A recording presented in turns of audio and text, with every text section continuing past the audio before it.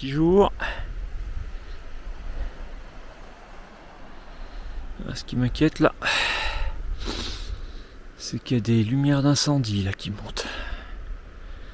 Ça brûle en Espagne là, quelque part. La pleine lune geste passée. Et on finit le remballage. Place nette. L'hôpital de Viella, la route du tunnel. Et ma destination là, dans ces fumées d'incendie. Et on voit en point brillant là le refuge du col de Molière. Donc là au fond, on voit pas le col, je crois pas.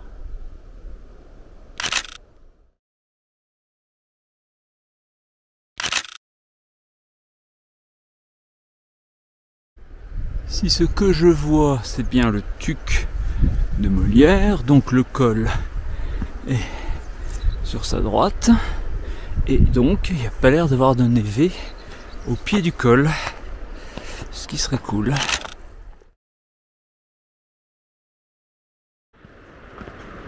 Comme mon but n'est pas d'attendre dans le Val de Molière que la chaleur arrive, j'ai décidé de garder la piste plutôt que de prendre le GR dans le fond qui fait plus de zigzag, et je sais qu'il est un peu chiatique. Donné en 5 heures. Ici je crois que j'ai 1400 mètres de dénivelé positif.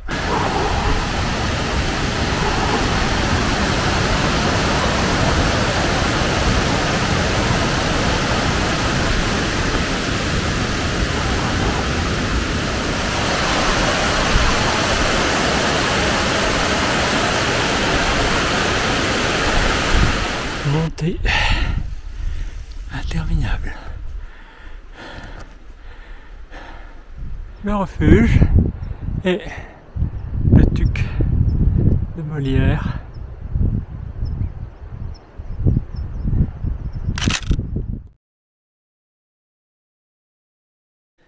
Donc voilà, j'ai fait une longue pause au refuge de Molière. Je suis pas rentré tout de suite parce que il y avait du monde qui dormait dedans. J'ai pas voulu déranger. Je me suis fait mon petit café dehors d'abord. Puis ensuite au moment de repartir, je me suis dit oh je vais me reposer un peu plus. Parce que franchement j'ai manqué de jus dans la montée. Enfin surtout parce que le chemin est très casse-pattes. Je me suis dit tiens, peut-être que je prenne le temps. Donc là je suis rentré puis je me suis fait une micro-sieste. C'était bien agréable.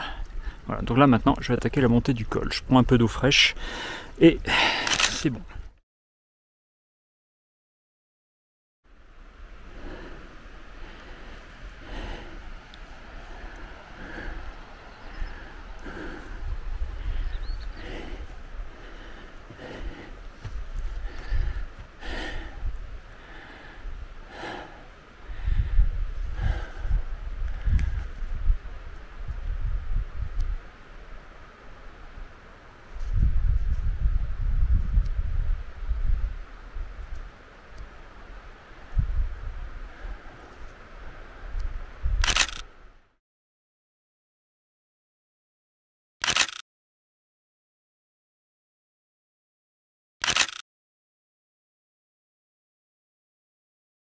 Col de Molière, content d'y être.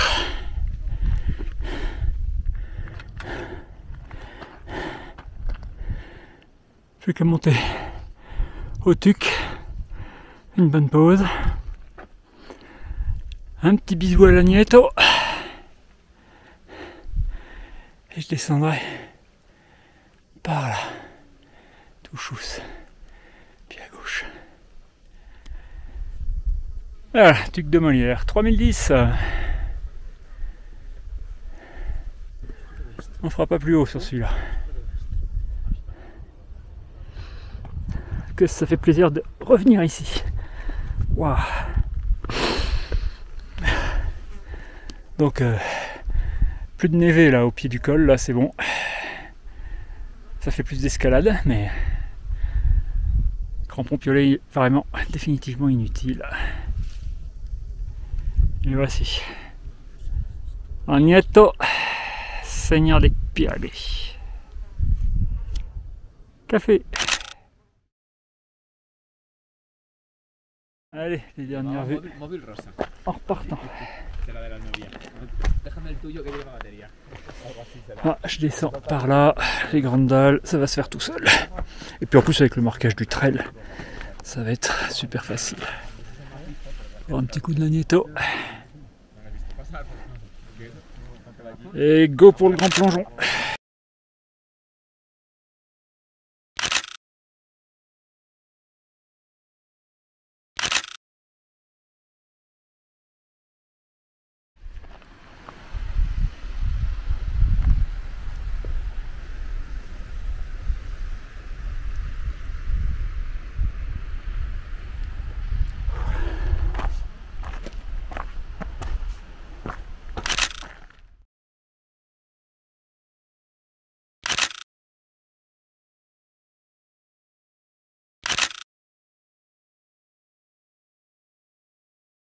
« 15h30, déjà 850 mètres de descendu depuis le tuc de Molière. On descend vraiment dans la chaleur. Et on va faire encore plus chaud en bas à l'hôpital de Bénasque. Honnêtement, je vais me mettre à table avec des boissons fraîches. Ouh, à l'ombre à l'intérieur. Parce que il faudra quand même faire une pause. Là en dessous, le plan des Gualutes qui s'annonce. Plan des Gualutes, on poursuit notre descente vers l'hôpital de Bénasque.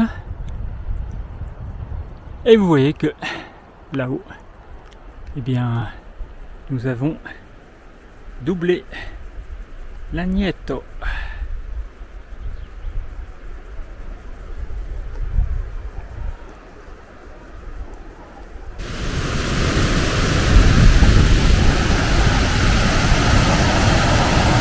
Les eaux du torrent vont se perdre là-bas au fond de ce gouffre. Et au moins une partie réapparaît sur l'autre versant et alimente la Garonne. Donc nous sommes sur le versant espagnol, mais c'est de l'eau qui va couler en France. Voilà. C'est là-dedans que l'eau se perd. Vous voyez déjà que le débit est bien moindre. Et puis là, ben, pouf, fini. Il n'y a plus de temps. Donc demain matin, les aventures m'emmènent par là-bas, dans cette vallée au sommet enneigé, dans le Val de Remugne, pour aller passer la baisse inférieure de Litterol, qui a priori se passe sans équipement cette année. Et a priori également aller doubler les Gourblancs, col suivant, dans la même journée. Ouh. Hôpital de Bénasque. Bon, si le bar-resto est toujours ouvert, je m'y à table. Je me démerde avec ce qu'ils ont à proposer à cette heure-ci. Ça va être des boissons et des desserts, je pense, uniquement. Mais voilà, le temps de se poser, se ventiler. Et puis après, un dernier petit coup de cul pour monter dans le Val, commencer à monter dans le Val de Remugne et chercher bivouac. À 18h30, un peu passé. Je quitte l'hôpital de Bénasque. Après une bonne pause, assis à table. Grande bouteille d'eau pétillante, bien glacée. Un cappuccino, un croissant, un muffin. Qu'est-ce que j'étais bien. Du super réseau, ça m'a permis de donner des nouvelles, mettre plein de choses à jour. Et donc là, eh ben, je vais essayer de marcher un petit peu, histoire de trouver bivouac. J'aimerais bien, en fait, bivouaquer au petits lacs de Remugne qui sont là-haut. À 18h30, bah, si je marche 2 heures, le soleil n'est pas encore couché, même si je serai à l'ombre. Il fait chaud de toute façon, donc les heures du soir, plus elles sont tardives, plus elles sont agréables en ce moment. Bon. Même avec le soleil chaud, toujours chaud là à 19h de face, j'ai quand même un peu d'ombrage et un peu de vent agréable. Je pense qu'il y a quand même, bien qu'étant à 1800-1900 mètres, je crois qu'il y a quand même 24-25 degrés à 19h.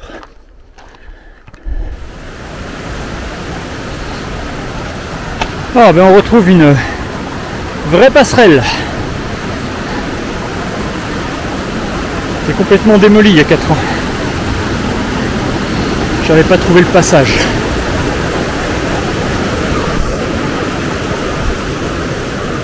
C'est du vocab ça? Ou pas?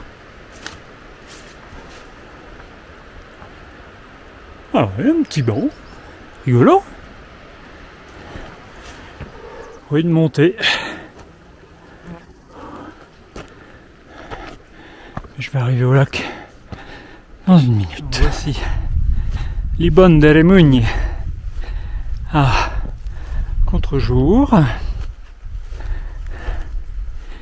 Et il semblerait que on puisse arriver à se trouver de la place.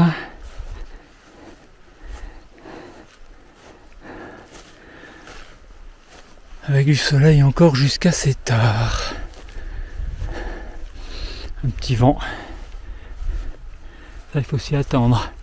Parce qu'il y aura un peu le vent katabatique là, qui tombe des 3000. Allez, vendu, on essaie de planter par là. Et voilà, le campement pour ce soir, près de Libon de Remugne. Très chaud encore, à 2250 mètres pourtant. Les moustiques sont toujours bien là. Je pense que ça va être compliqué, mais c'est vraiment la météo. C'est un chaud qui veut ça. S'il n'y a pas d'humidité, ils vont rester là, les moustiques.